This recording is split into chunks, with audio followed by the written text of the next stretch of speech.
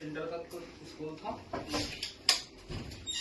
तो पहले ना कुछ मतलब कि जो है जैसे रूम बने हुए तो कुछ पुराने टूटा टाटे सब कुछ वो बाद में महीने में आता था ये ठीक करने के लिए। तो वहाँ चल मैं वहाँ गया पहले तो 5 मिनट ढूंढ तो गई मिली रही यहाँ तो सारी टूटी पड़ी है मैं कहाँ से निकालूँ पूरा ढेर लगा हुआ था उसका। तो भाई मैं देखने लगा कि यार ये तो मत खराब अब तो वो निकल गया होगा क्यूसी करके डाल दो मैं रिपोर्ट डाल दूं सबको डाल देना। क्या नाम है आशीष प्रदीप सर और हमारा निकुंज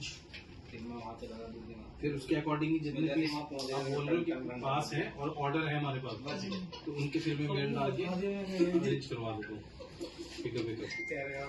यही है जो ए में लिखे हैं ना 6 + 1 7